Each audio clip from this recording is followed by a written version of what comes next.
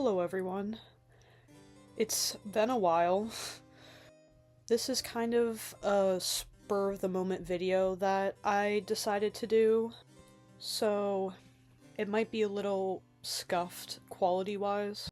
And I also just got a new camera that I don't really know how to use yet, so if the lighting or anything like that seems off, that's why. So just pretend like you don't see that. And this is also like completely off script, which I haven't done for a video in a hot minute. So we'll see how this goes. This is definitely going to be fun for me to edit, but that's not y'all's problem, so. But it has been a while. I kind of talked about this on my Instagram, but I'm pretty sure I only posted it on my story. I don't think like I made a proper post on there, but don't quote me on that. And this next coming part is mostly just going to be like an explanation of what's been going on and why I was like on a hiatus. I might put a clip of it on Instagram just to give everyone the lore of why I am kind of MIA. But I'm knee deep in college right now, and I'm also doing 2 majors as well. This past semester was something. I was like playing FNAF Ultimate Custom Night on 50/50 mode. Like I was fighting demons, I was fighting Golden Freddy. It was insane. I barely was able to catch a break. So that's why I've kind of not been posting. And I don't know how next semester is going to be either. Just like a lot of people right now, I'm on break, so. I do have things that I want to do for this channel, but I just have to, prioritize schoolwork over that. I don't think I'll be busy as I was this past semester, but we'll see. God willing that I will not be, because the last semester that just happened, I didn't think I was going to be as busy as I was, so I'm shocked that I had any time at all to read at the end of this year, and that's what this video is going to be about. I'll be talking about some of the books that I read in 2025. I did end up meeting my reading goal, which was 30 books. To me, I don't think that's a lot, but I do know some people that are shocked when I say that. But I also see people who read like 150 books, so I don't know. I'm not going to go through all 30. I am going to go through, a chunk of them though. The ones that I picked are just ones that I want to yap about. I think most of them are ones that I liked, but I do have some that I didn't, so my picking process was basically just it was just vibes, what I wanted to yap about, so. Before I get started on the book review, which I'm sure everyone is waiting for, this has been a long intro kind of, and I apologize for that, but I just wanted to talk about one more thing, and it's the last thing that I posted on both Instagram and YouTube.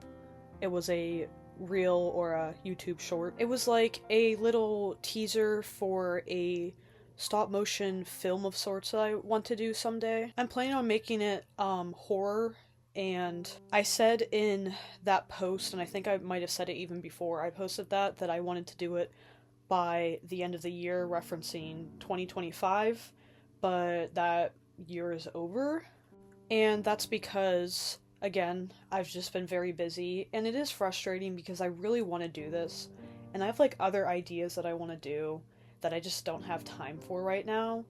If I make any more headway on it, I will post about it, and if I get like a really good chunk of it done, I'm thinking about making a separate YouTube channel for that, but I don't know yet. I'm not going to say anything definite.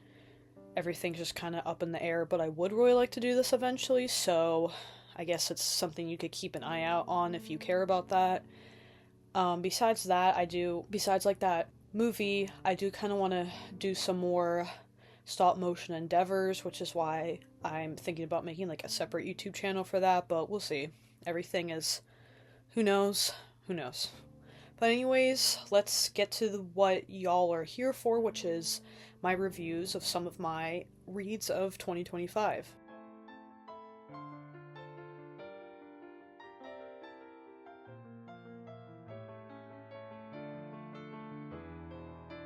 So the first book that I read for 2025 was Thornhedge by T. Kingfisher.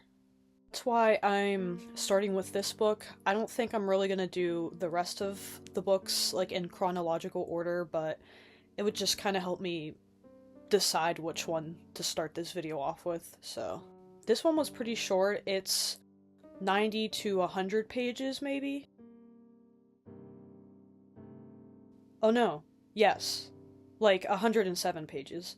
It's sort of like a reimagined version of Sleeping Beauty, so it has some of the like plot points of Sleeping Beauty, but it does kind of take that and create its own thing. It's pretty much about like the fairy or creature that watches over the tower that Aurora is in, you know, the original fairy tale. And the tower also has like thorns covering it, and it's like a thick, dense amount. Like it's not just like something you could crawl through, covering it, and you know, that's where the book gets its name. And the premise of it is, wow, this fairy creature, which her name is Toadling, is watching over this tower. Out of nowhere, this knight arrives and says, I'm gonna save the princess in the tower. And this also throws Toadling for a loop because Aurora in this one has been sleeping for like a really long time, so Toadling's like shocked that anyone even remembers that there is anyone in there. But her response is basically like, you don't want to do that. And it also, this book goes into the backstory of Toadling, and I think it's a very interesting take on Sleeping Beauty.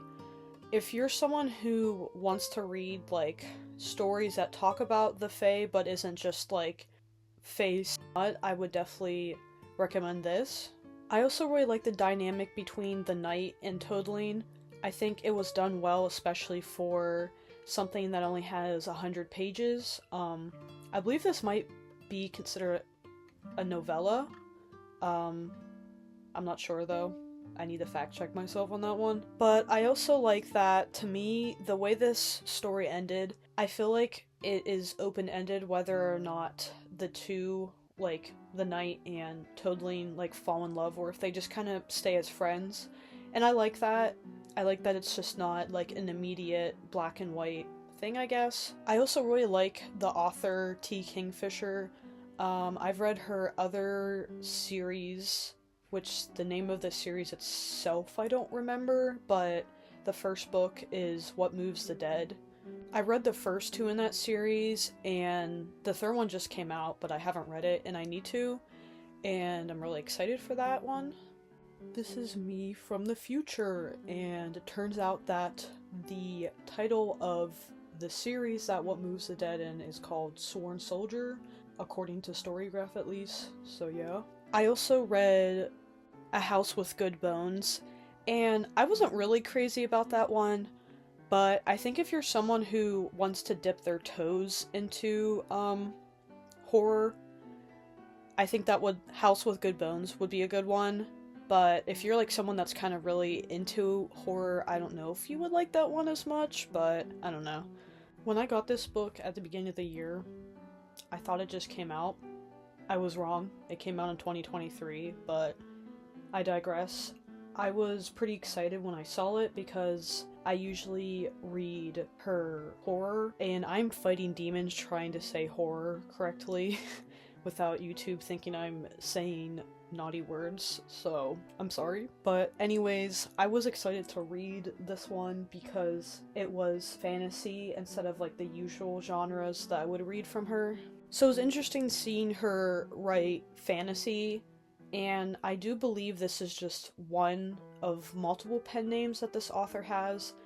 And if I remember when it's been a bit since I read like her author's bio, but I believe the other, like, pen name that she uses might write fantasy. Like, I don't think this is, like, her first fantasy novel, but it's the first that I've read of hers. But yeah, I liked Thornhedge. This is definitely a book I would recommend if you just want something short, still solid. So if you like fantasy, stories that are fairy tale subversions, I would definitely recommend this.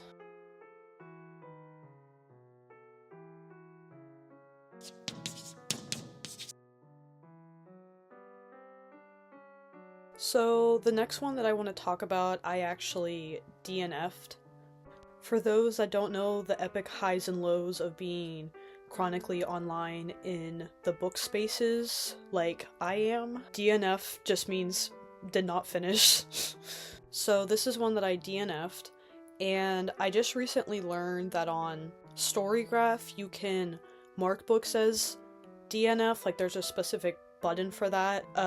Usually I would just remove them, and there's also a way to do that on Fable, which I just got recently, so if you want to follow me on that, I will put my @ or whatever, my handle, whatever you want to call it, on the screen, and I also put my Storygraph handle on there as well. But the book is Someone You Can Build a Nest In by John Wisewell. I saw a decent amount of praise for this online, and I stopped reading. I think I was over halfway, but I will check that when I am in the realm of editing. Now that I'm thinking about it, I might have almost been done with it, but again, I'll double check. And it's about this creature, Shishi Shen, who is kind of like an eldritch horror, but not really, because she's not beyond your comprehension. A lot of people comprehend her in this book. I also believe, like, her normal state is, like, she's just, like, this blob of stuff. I also am not saying the name of what she is, because I am pretty sure that the point that I got into, at least, they didn't give her species a name, so that's why I'm, like, not saying a name, is because they didn't really have one. But she's usually just this, like, blob of whatever, and she is able to disguise herself as human by basically putting, like, various items she would find, like, into her blobness to, like, create, like, the structure of the human body. An example is she talks about at one point how her mother used to take this bear trap and put it into her mouth so it would look like teeth, and she could use them as teeth. And Shishi Shen in the novel would use, like, poles and stuff to have her blobness shape around it so she can, like, mimic arms and legs and be able to move semi like a human. She also will do that with, like, human remains as well. Like, at some point she puts a rib cage, like a human rib cage, inside of her where, you know, a rib cage would be in the body. I will say one thing I liked about this book is it's a unique way of shapeshifting, and I think the author did a good job at describing it, and you can tell that they had put a lot of thought into that. Wait, do I still have the bookmark in here? Yeah, I do. I was on page 222. Oh my god, I was almost done with this. That's kind of funny. And there are 387 pages in this book. And I stopped reading it. What was I talking about? Oh yeah. One thing I was thinking about while I was reading was, if she's just like this blob thing, why does she consider herself a woman? Or, like, why does she use she, her pronouns? Not to be the wonker or anything.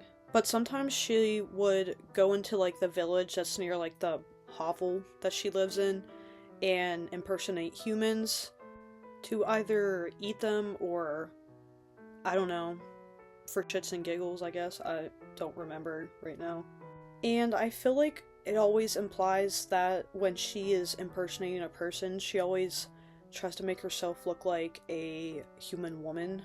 And, like, for her, I get that, like, she is able to, like, lay eggs. That's how her species, like, gives birth, I guess. So I would get, like, in the context of her species, why she would consider herself a woman. But I don't get why she always tries to look like human woman whenever she impersonates people. I don't know why she ever tries, or she doesn't ever try to switch it up, or I don't know, just appear a little bit more androgynous. And I think this especially jumps out to me because throughout the book, she always like criticizes, you know, the weird social conventions people have and just how people are and that they're, you know, bad and stuff. So I don't know why she is like so locked in on conforming on gender roles. Like, it doesn't make sense to me, I guess, especially with her character.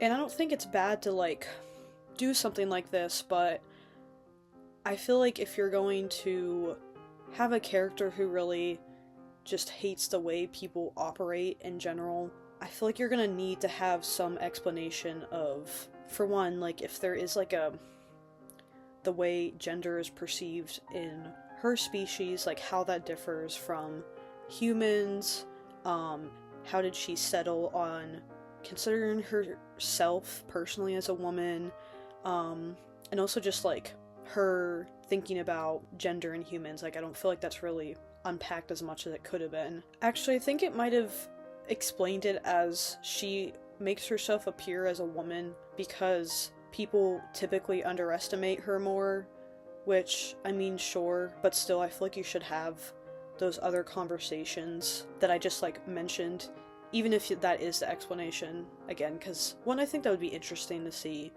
what you could think up of. I mean, this is a fantasy, and again, like, I'm harping on this more just because she is so, like, critical of every other human convention, or social cue, all that, but then here's, like, she just doesn't think about it at all, so I don't know. The premise, though, is these hunters break into her, like, hovel that she lives in, and when I say hunters, they're, like, monster hunters, you know, like, Supernatural, Dean and Sam Winchester, like that. Like, I don't think they're just normal, like, trying to find deer hunters. They're, like, a medieval version of the Winchesters from Supernatural, but so they break into the hovel thing that she lives in, like, I think it's like a cave, and it's not too far from, like, a village, but it's still, like, a secluded area, and basically these monster hunters were, like, commissioned to track her down and attack her, and she gets injured pretty badly, and then she goes to the village after this whole ordeal happens to, I think it was to eat people so she could heal faster. I believe that's why she was doing that. And I don't exactly remember what happens. I think she might follow her love interest, which is named Homily, like, into the woods or something, and was, like, gonna plan on eating her. Don't quote me on that. Then at some point while they were in the woods, she falls down, like, a chasm, and Homily saves her. No, she does not follow Homily into the woods. I forget why she went back into the woods. But when she falls down this chasm, that's when she meets Homily. Homily saves her, and, like, when she comes to, she sees Homily, and she's like, oh, this is the one. Like, she's head over heels with this woman. You know, just, like, insta-love. When Shishi Shen's species finds someone that they love, the females of the species, I have no idea if there's, like, a male equivalent, actually, now that I'm thinking about it, in, like, a reproductive way. But anyways, the female version of her species, when they meet someone that they love, will lay eggs into them, and then those eggs will hatch, and they'll basically just eat the person that has the eggs in them from the inside out. So, you know, by the end the person dies. And throughout the book, Shishi Shen is conflicted by this because she doesn't want Homily to die. I mean, she loves this person. So after this point, we're gonna get into, like, actual spoilers, because I think everything that I've described up to till now, to an extent, is, like, something you could have read on, like, the blurb on the back of the book, just with some few added details.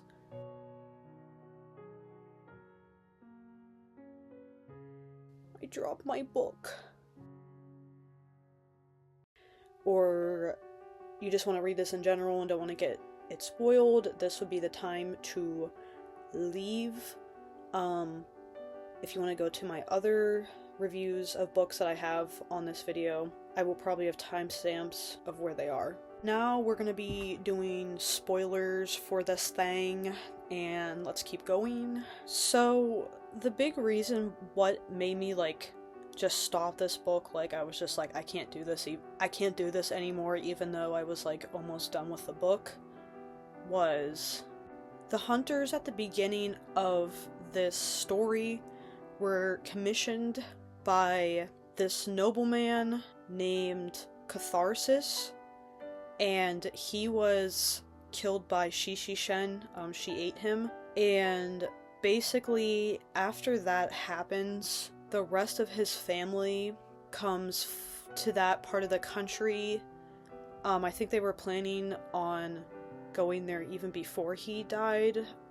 Again, don't quote me on that. This is all, like, for this book, all by memory, so I may get some things wrong with this, but the things that really, like, grind my gears, I know happened. Like, they still were permeating my mind, even now.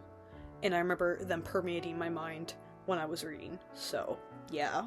But basically, Catharsis, this guy that was eaten by Shishi Shen, his whole family, which, you know, are all nobles, all rush into this one part of this universe's country to partially avenge him and just kill the creature that's there, because, again, Shishi Shen's been living there for a while, and people don't know what exactly the, like, monster is in the area. They just know that there is and that people get killed by it. Oh, I should mention that the name of this country is Bon État, which in French means good state. I just kind of thought that was a little goofy, but, you know, it's a good state, but it's whatever. But the monster hunters and the noble family think that the thing that is residing, the monster that is residing in that area of Bon État, is a worm, and it's spelled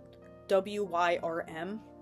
I don't know if that's, like, a mythological creature that I've just never heard of, but they don't really explain what a worm is, like, in great detail.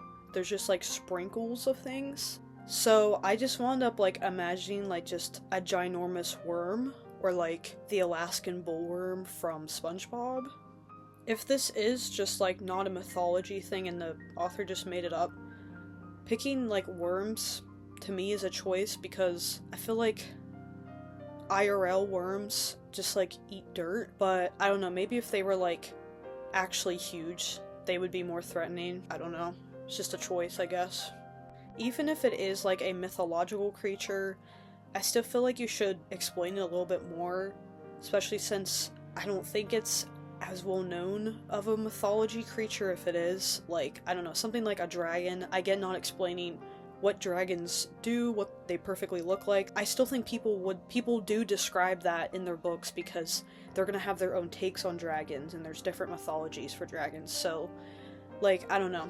I just thought that should be explained more, because they mostly just talk about what repels worms.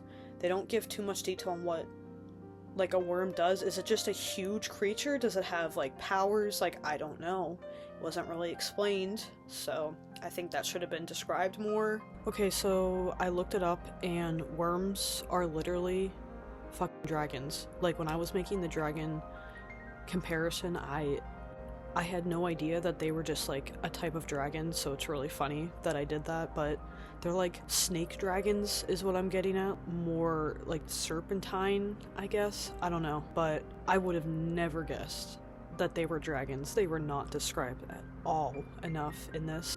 But anyways, they think Shishi Shen is a worm, so because no one has been able to successfully kill this worm, and now Catharsis died, his mother, who there's a chance she is the leader of Bon État, or, like, a part of it. I guess if she's a noblewoman, she'd have to own some sort of chunk of land. But she and the rest of her family goes down there to deal with the situation. And she's known to be like this extremely ruthless woman. Most of her family is considered that as well. And that's when it's revealed that this ruthless family and Catharsis was related to Homily, who is very different from them. I just wanted to mention before I go on, there's going to be brief mentions of child abuse and abusive parents coming up, and I'll put a timestamp of when it's over. And so, like, her mom was, you know, an abusive piece of shit. Like, there's no ignoring that or denying that. Like, I agree with that. I do not think that was a good woman, but I feel like with the rest of Homily's siblings, it just felt like the book was trying to do everything it can to always just make her out to be the victim.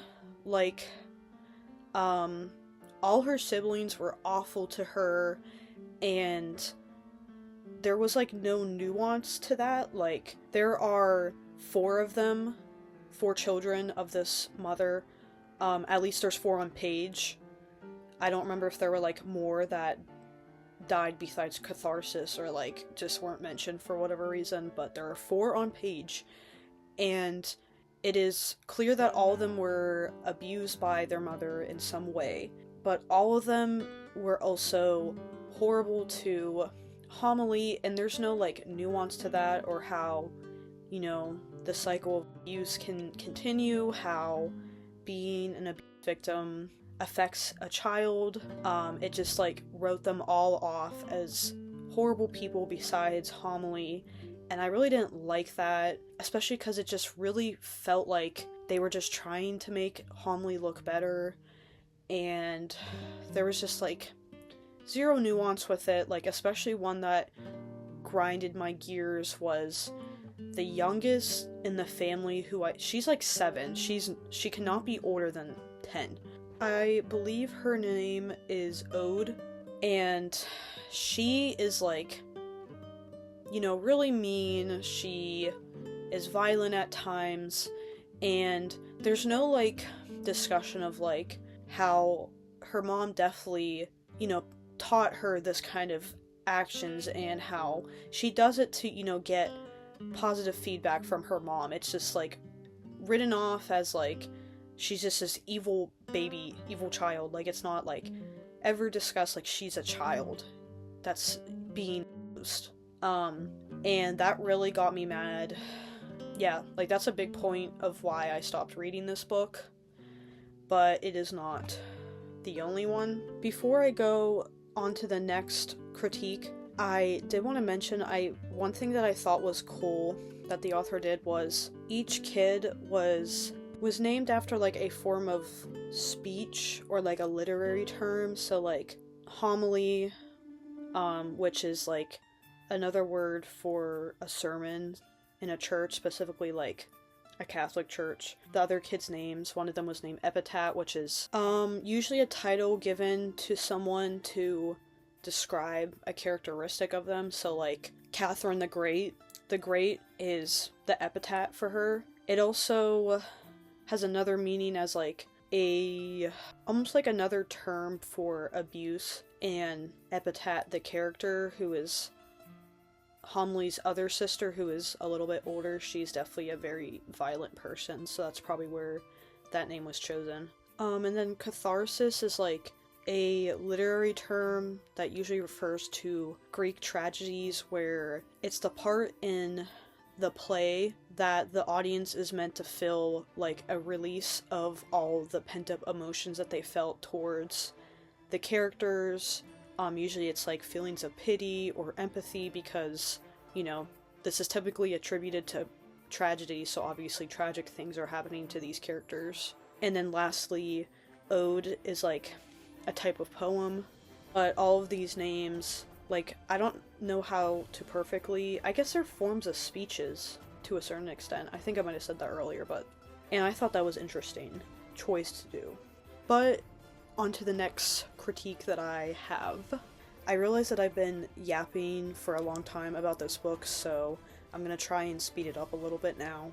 So the main thing that like really made me stop reading this book, like as soon as it really started to be unpacked, I was like, no, I can't do this, was the plot twist to this book, which was the woman who gave birth and raised Homily and her band of evil and intimidating siblings died, and then Shishi Shen's biological mother, who, you know, is another blob thing. I can't remember if she just, like, basically took over her body or tried to just make herself look like the mother, but she basically killed her and then just copied her appearance. I think it was explained, I think that's just a memory issue on my part, but she secretly replaces the mother, so no one knows that the mom actually died. She also killed Homily and the gang's father by laying eggs in him, and one of those eggs was Shishi Shen. So technically, Homily and Shishi Shen have the same father. Like, at the very least, even if Shishi Shen didn't take the genetics of the father, in her creature's society, they usually consider the person that the eggs are laid in as like the second parent. And then also, technically, the woman that had Shishi Shen effectively raised Homily, or at least Homily saw her as a mother for a while, and I do not like how close this is skirting to incest. Like, I just don't think this was necessary to do it this way. Like, it just was a head scratcher for me. Even if you want to argue that technically they're not biologically related, which if you have to say that, that's pretty bad. It's skirting on the step sibling trope, and I just did not like that. It was also not really, like, addressed at all in the book. Like, neither Homily or Shishi Shen were like, aren't we, like, related in some way? Like, it's just never really mentioned. It's just more about Shishi Shen being shocked that that's her mother, who she thought died, but obviously did not die. So that's what made me stop that book. I did not expect to rant so much about this book. My bad, and I will move on to the next one, and ideally it will not be as long as this rant was.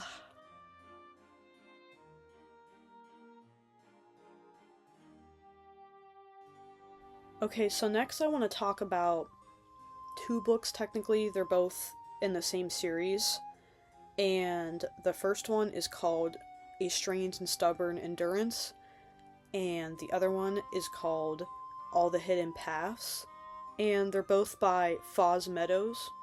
For, like, the premise, I would just be pretty much talking about the first one. Yeah.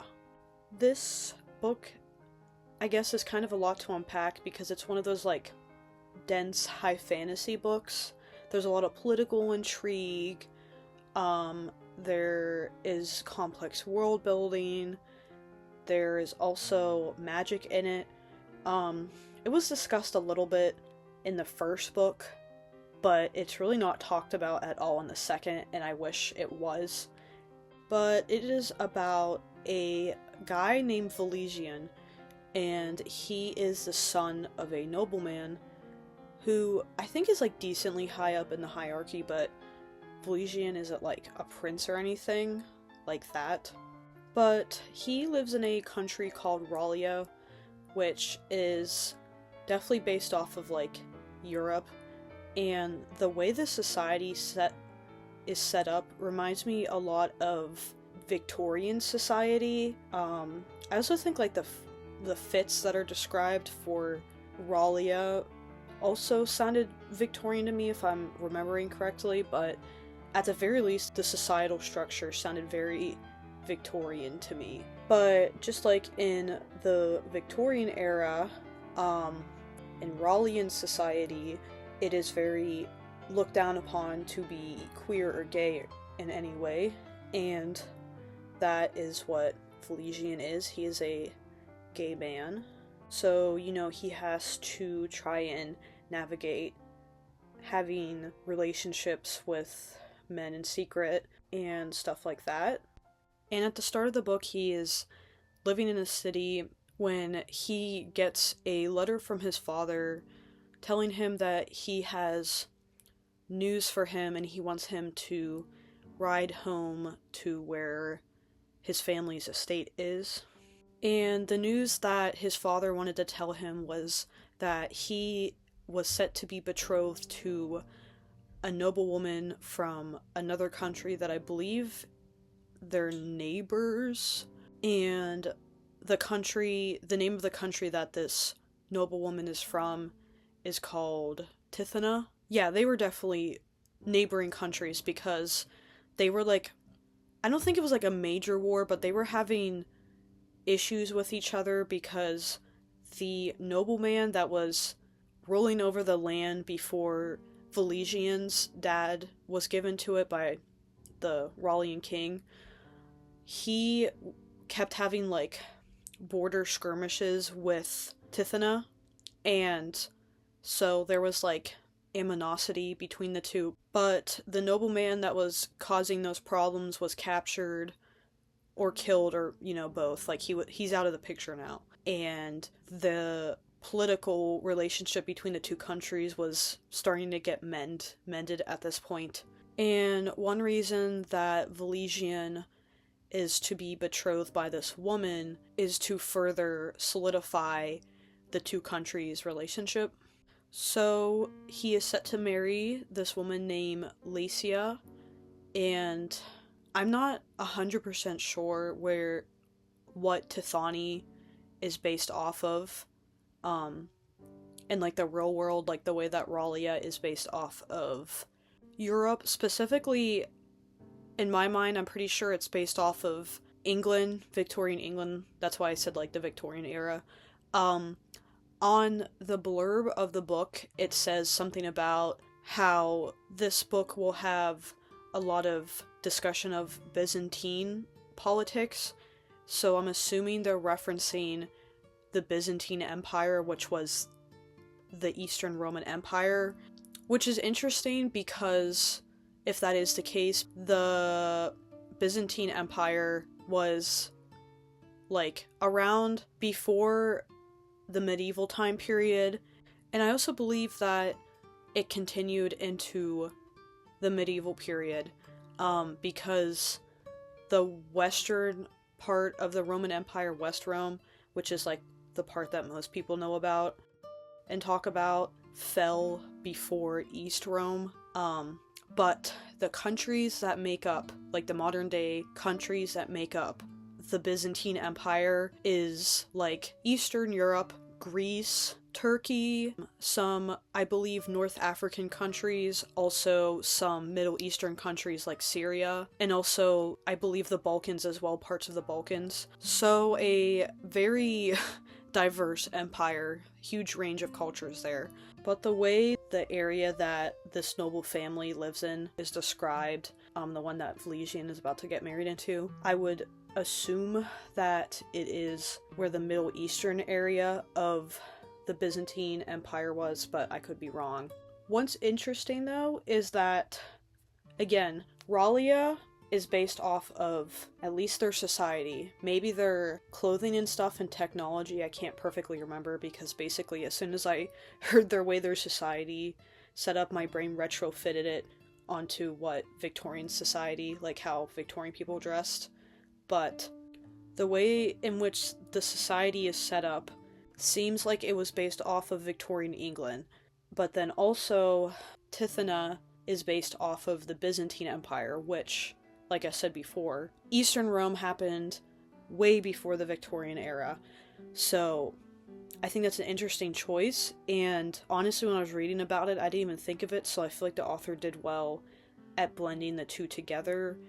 It's also interesting because there's not like an explicit technological difference between the two countries. It's not like Rallia has more advanced technology, and I'm only saying them because, again, their society felt very Victorian, which would be way after the Byzantine Empire existed, so you would assume they would have the more advanced technology. That's not really a thing that is talked about, so I thought that's an interesting choice that the author did. But anyways, rant over, and back to the premise. So, like I've reiterated, Valesian is getting married, and the, convoy, I don't know if that's a right word, but the Tithana group or convoy that's going there to finalize the negotiations and then takes Valesian to Tithana, because that's part of the agreement is that he will go to Tithana, is on their way when he gets that message, so they're already,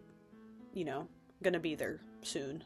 And then at this point of the video, I'm going to put a trigger warning for SA. I said that really slow because YouTube, I think, still picks up SA as something they could get angry about, which, yeah, I don't like the YouTube censorship.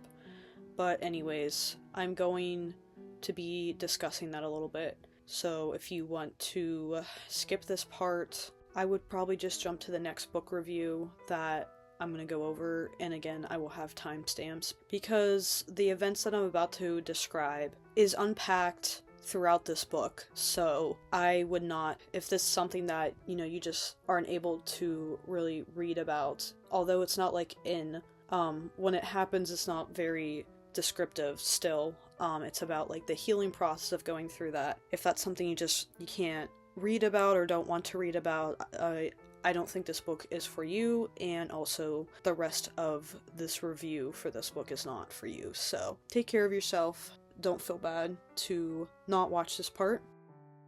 But yeah, so basically, in the midst of all this happening, one of Valesian's lovers that he has, basically, sneaks into Valesian's father's estate, and is trying to get back with Valesian, and they've had, their relationship, it hasn't been great, and I think Valesian is trying to cut it off. Then, though, this ex that he has assaults him, and the Tithani convoy walks in on the event happening, and when this reveal happens to this group and the guy stops doing that to Valesian's just kind of, unresponsive, he's just kind of frozen there.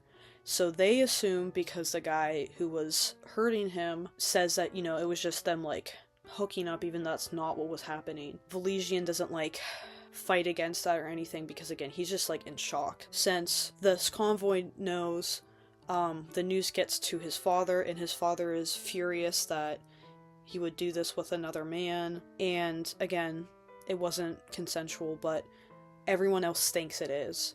And Valesian doesn't speak out because he believes that his dad would not see it as assault. But then the leader of the convoy proposes kind of an amendment to the marriage contract, and was well, since clearly Valesian is attracted to men, not women, what if instead of him marrying Laetia, he marries Laetia's brother named Cathari? And in Tithani society, queer marriage is not taboo, it's very normal. They also don't have the same strict gender binary that Raulia has. The person who is the leader of that convoy is actually this world's version of non-binary. Because Valesian's dad just kind of wants to get rid of him now, get him out of his hair, he agrees to this marriage, and it still would continue the political union of Raulia and Tithani. He agrees to this, and Valesian agrees to this, mostly because he knows he doesn't really have any other choice. And so then he is sent off to Tithani with, all this just happening to him, and a lot of the book is about him healing from what happened and processing it, and also him and Cathari trying to navigate this, unexpected thing that happened to them, because although queer marriage isn't taboo in Tithana, when the convoy was leaving, Cathari assumed that Lashia was getting married, not him, so it's still a surprise to him to a certain degree. And I thought the book was really good. I think it handled the aftermath of assault and how that affects a person. I thought that was done pretty well and handled pretty well. Also, when the two, Valesian and Cathari, start to develop feelings and start to become more close, it's not the trauma that Valesian went through just doesn't go away. It still will come up and stuff, and he will still get triggered at certain things, so I'm glad that it wasn't like a he just gets fixed trope. I will say one thing about both of these books is that there is a decent amount of smut in it, so if that's not your thing, you might not vibe with these books as much. And another thing for the second book, and I'm going to say this and I'm probably going to censor it because I'm sure YouTube would get angry with me, is that there's also kink in the next book, and I don't have enough knowledge to speak on that if it was done well. Future me here, in reference to the kink stuff, the author's note says on the book, all the hidden paths contains instances of dubious consent and under negotiated kink, so take that as you will. But yeah, with all the hidden paths, that was definitely an interesting experience because it was the first time I ever read a book that had kink in it. And what was kind of funny was that it wasn't something you could just skip over either, because plot points happen while that scene is happening. And so if you're someone who doesn't really like reading smut and stuff and skip it, which a lot of times I do, which is why I'm talking about this, but you might be confused if you do that with that scene in the book. You might be able to, even if you skip it, still be able to pick up context clues for it. I'm not really sure. If you do that, let me know. But that is just something to keep in mind if you want to read this series. But yeah, it was definitely an experience reading it, especially since it was my first time reading that specific, breed of smut. But I don't know. Quick side tangent, probably the 10th one in this video. This is gonna be really fun for me to edit. But when I was younger, I just really could not stand smut scenes. I would, more than I do now, just completely skip them over. They just really annoyed me. And it wasn't I was more just if you like that, whatever you do you, it's just not my thing. Though, as I've gotten older, I've definitely become more ambivalent towards scenes like that. I still don't really seek it out, but a lot of times I'll just read through the scene and I'm just I don't know, chill.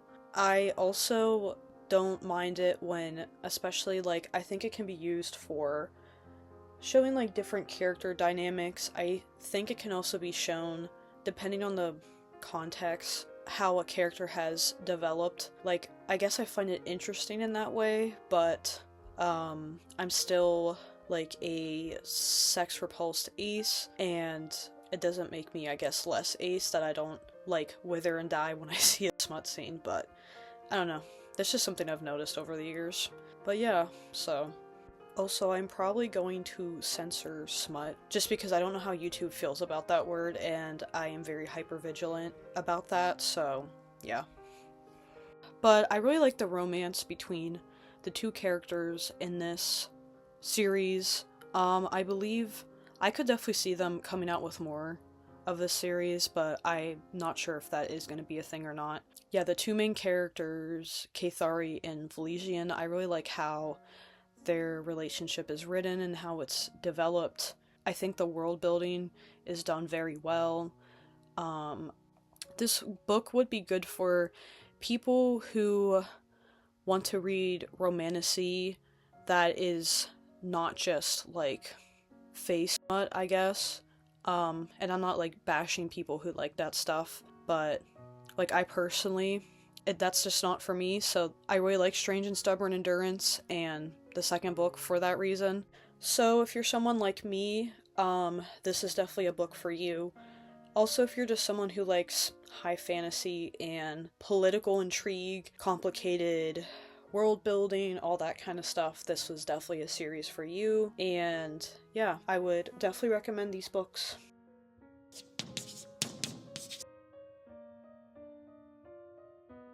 So, the last book that I want to talk about is The Language of Roses by Heather Rose Jones. And this book is a retelling of Beauty and the Beast. You see a pattern in the type of books that I like to read.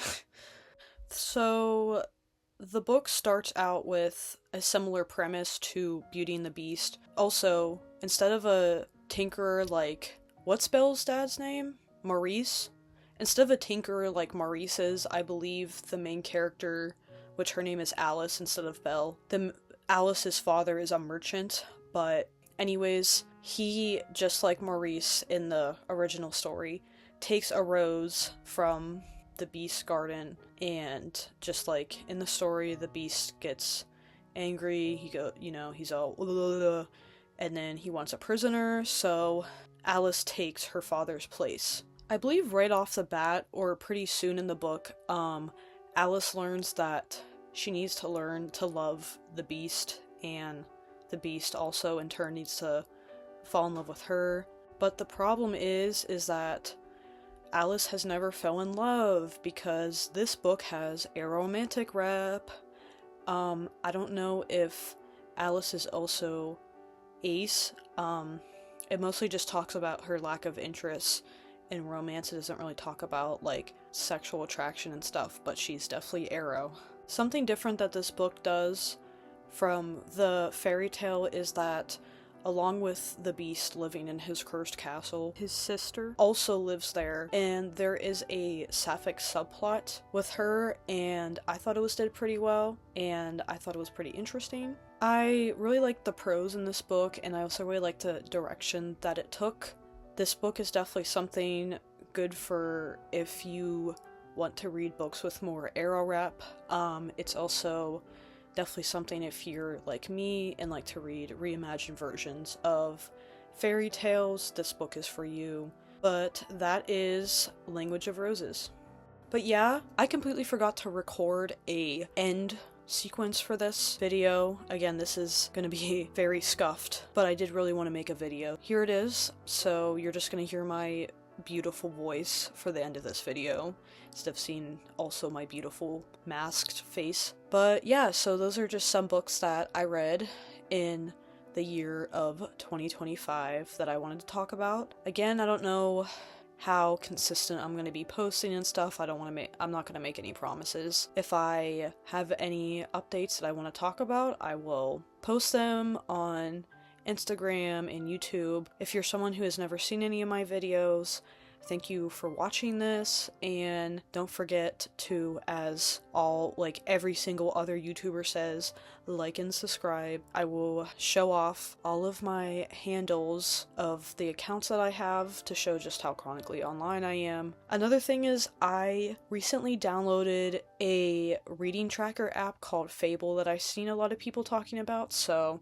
that's like a new thing that I have now, so if you want to check mine out. It's slightly outdated because it will only transfer the data from Goodreads, which I've kind of stopped using just because the Amazon overlords own it and I don't really like that, so I switched to Storygraph, but Fable doesn't transfer data from Storygraph, so I had to do it from Goodreads. So the stuff that is on my Fable, besides the 2025 stuff because I updated that, but some of that stuff might be not completely correct. Anyways, if you want to follow any of my reading tracker stuff or any of my other things, I will have them up on the screen. I hope you have a lovely day or night, and I will see you in the next one. Mwah!